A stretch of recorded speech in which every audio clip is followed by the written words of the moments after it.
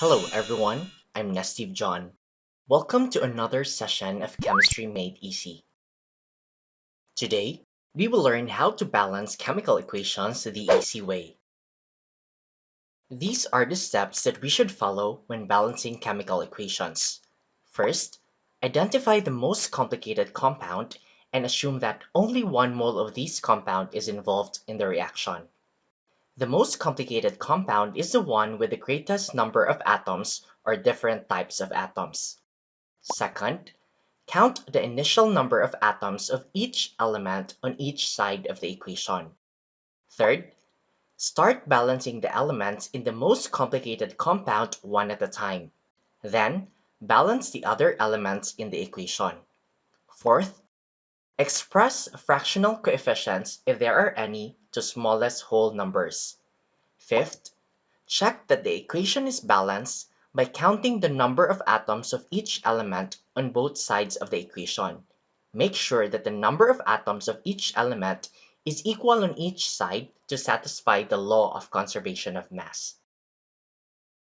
Now let's balance this equation. Mg plus N2 will form Mg3N2. When balancing chemical equations, we must always remember that we are only allowed to write coefficients in front of the formulas of the substances. We cannot change the subscripts in the formulas, and we cannot add other reactants or products in the equation. The first step that we need to do here is to identify the most complicated compound. As I said earlier, the most complicated compound is the one with the greatest number of atoms or different types of atoms. In this equation, the most complicated compound is Mg3N2. We will assume that only one mole of this compound is taking part in the reaction. So let's write the coefficient 1 in front of Mg3N2. Now let's initially count the number of atoms of each element on both sides. On the right side, we have 3 magnesium atoms and 2 nitrogen atoms. On the left side, we have 1 magnesium atom and 2 nitrogen atoms. Now let's start balancing the elements in the most complicated compound. In Mg3N2, we have 3 magnesium atoms. If we look at the left side, we only have 1 magnesium atom. To balance this, we write the coefficient 3 in front of Mg. This changes the number of magnesium atoms on the left side from 1 to 3. Now let's deal with nitrogen. In Mg3N2, we have 2 nitrogen atoms. If we look at the left side, we also have 2 nitrogen atoms, so nitrogen is already balanced. Now let's check if the equation is balanced. For magnesium, we have 3 on the left and also 3 on the right. For nitrogen, we have 2 on the left and also 2 on the right.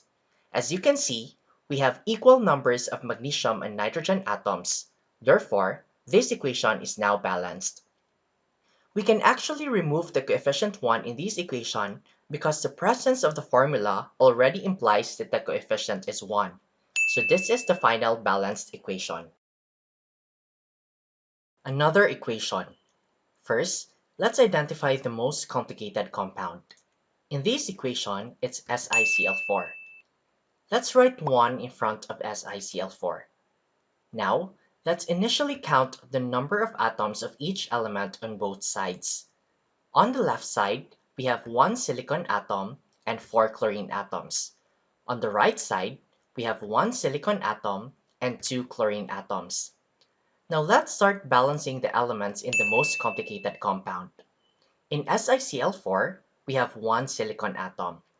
If we look at the right side, we also have 1 silicon atom, so silicon is already balanced.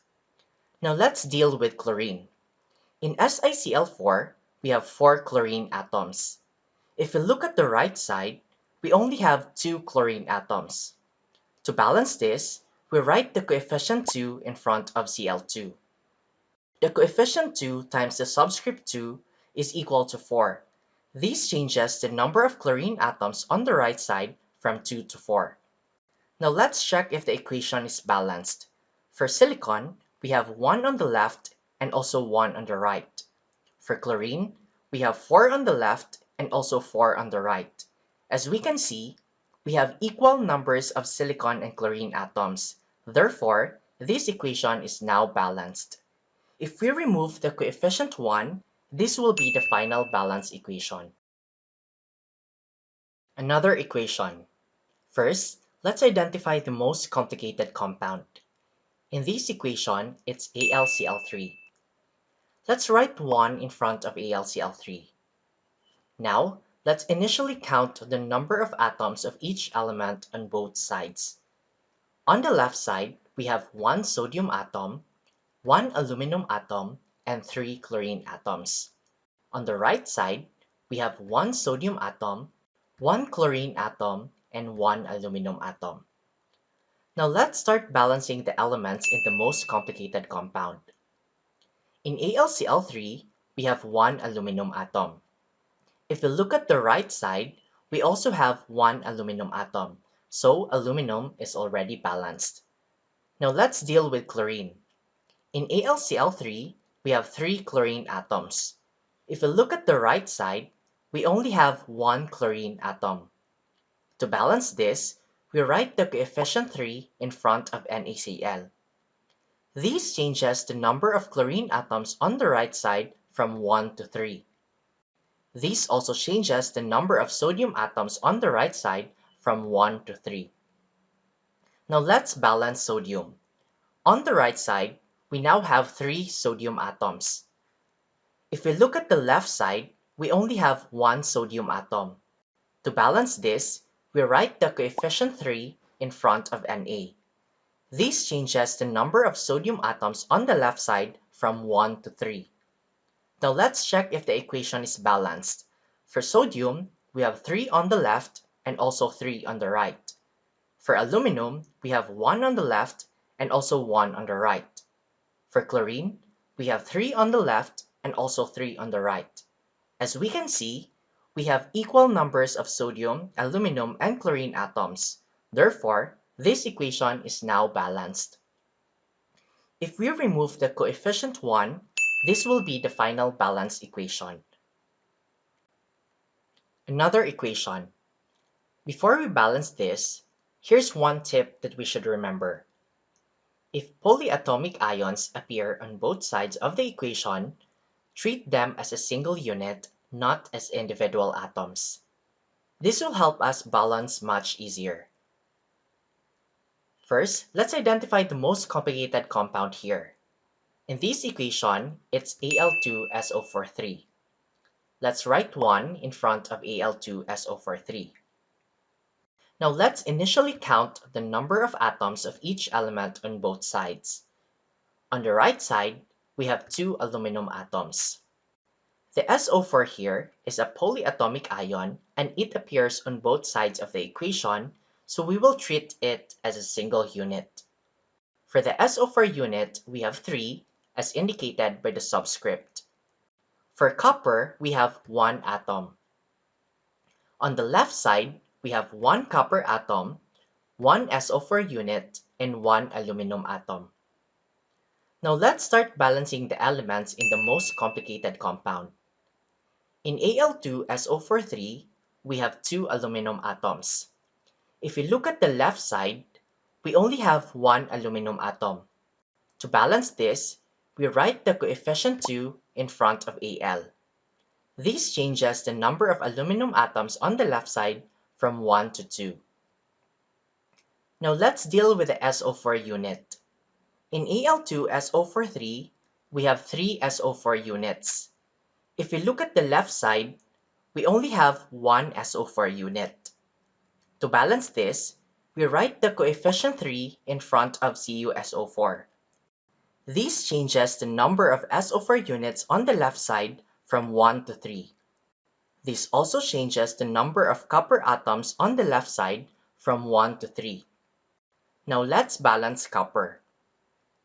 On the left side, we now have 3 copper atoms. If we look at the right side, we only have 1 copper atom. To balance this, we write the coefficient 3 in front of Cu. This changes the number of copper atoms on the right side from 1 to 3. Now let's check if the equation is balanced. For copper, we have 3 on the left and also 3 on the right. For SO4, we have 3 on the left and also 3 on the right. For aluminum, we have 2 on the left and also 2 on the right. As we can see, we have equal numbers of copper, SO4, and aluminum. Therefore, this equation is now balanced.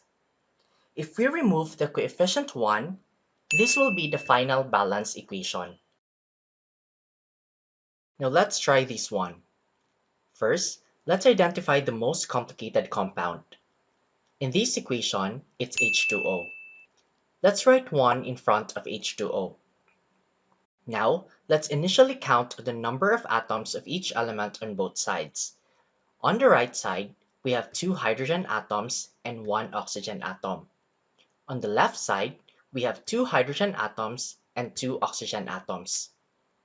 Now let's start balancing the elements in the most complicated compound. In H2O, we have 2 hydrogen atoms. If you look at the left side, we also have 2 hydrogen atoms. So, hydrogen is already balanced. Now let's deal with oxygen. In H2O, we have 1 oxygen atom. If you look at the left side, we have 2 oxygen atoms. To balance this, we write the coefficient 1/2 in front of O2. Why 1/2? It's because 1/2 times 2 is equal to 1. This changes the number of oxygen atoms on the left side from 2 to 1. Because we have a fractional coefficient here, we should convert this to a whole number. To do this, we multiply the whole equation by 2. Note that the factor 2 only operates on the coefficients, so this is the final balance equation. Because we multiply the whole equation by 2, the number of atoms of each element is also multiplied by 2. So on both sides, for hydrogen, 2 becomes 4, for oxygen, 1 becomes 2.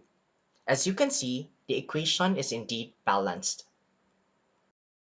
Now let's balance this one last equation. First, let's identify the most complicated compound. In this equation, it's C2H6. Let's write 1 in front of C2H6.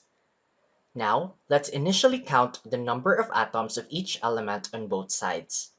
On the left side, we have 2 carbon atoms, 6 hydrogen atoms, and 2 oxygen atoms. On the right side, we have 1 carbon atom. For oxygen, we have 2 in CO2 and 1 in H2O, so that's equal to 3. For hydrogen, we have 2 atoms. Now let's start balancing the elements in the most complicated compound. In C2H6, we have 2 carbon atoms. If you look at the right side, we only have 1 carbon atom.